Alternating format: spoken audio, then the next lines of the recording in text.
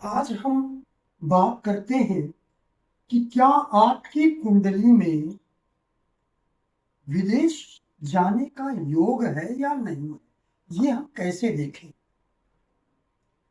तो विदेश जाने के लिए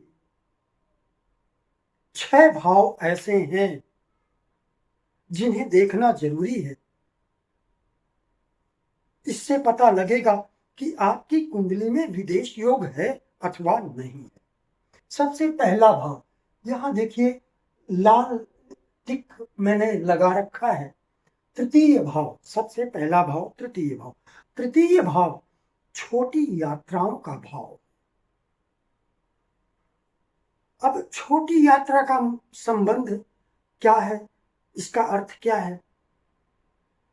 अगर कोई भी जैसे दशमेश या कोई बलवान होकर ग्रह यहाँ तृतीय भाव में स्थित हो, तो ऐसा व्यक्ति मार्केटिंग करता है, जो अपने ही शहर में जिसे यात्रा करनी पड़ती है, तो उसे हम इस भाव से देखते हैं। इसके अलावा भी अन्य कई बातों के लिए जाना जाता है तृतीय भाव, जैसे media, social media, railway, IT sector आदि, कंप्यूटर से संबंधित बात। लेकिन यहाँ पर बात केवल हम विदेश की कर रहे हैं। तो तृतीय भाव तो छोटी यात्रा का भाव। वहीं इसके ठीक सामने नवम भाव, ये दूर की यात्रा का भाव है।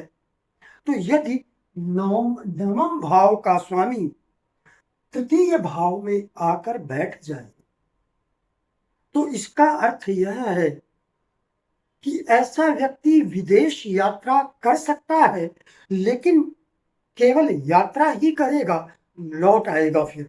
अब यात्रा वो, चूंकि ये धर्म का भाव है, तो धार्मिक यात्रा भी हो सकती है।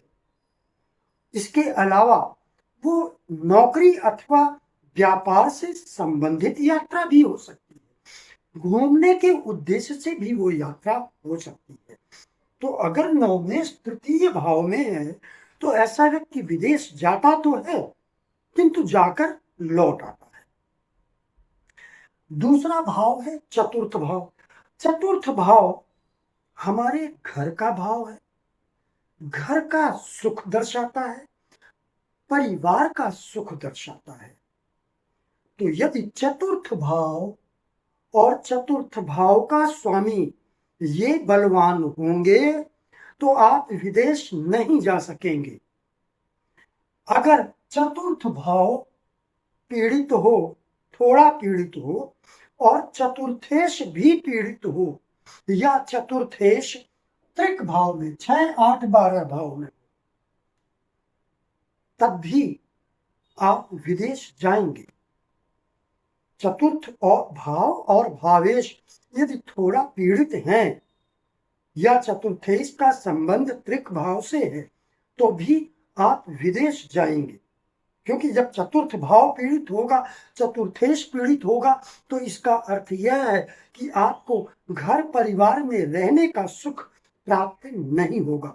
तो इसका दूसरा अर्थ यह है कि आप अपने घर परिवार से दूर रहेंगे।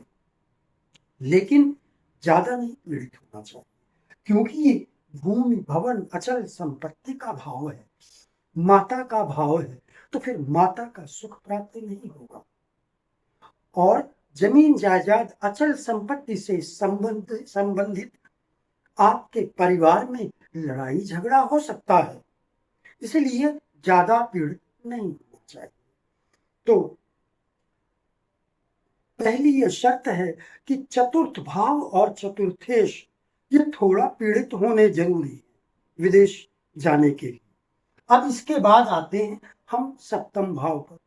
सप्तम भाव विदेश वास दर्शाता है, यानी विदेश में बसना, जिसे हम सेटलमेंट कहते हैं, विदेश में सेटल हो जाना।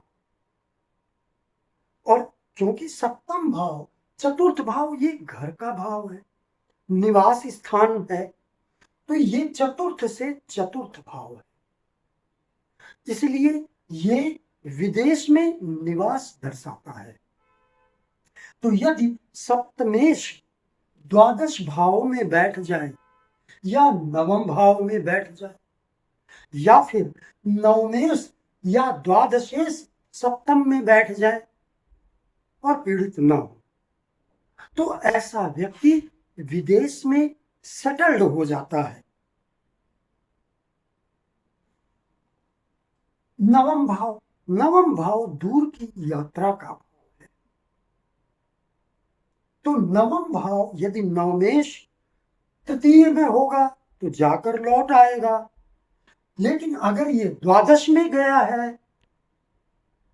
तो फिर ये विदेश में रहेगा।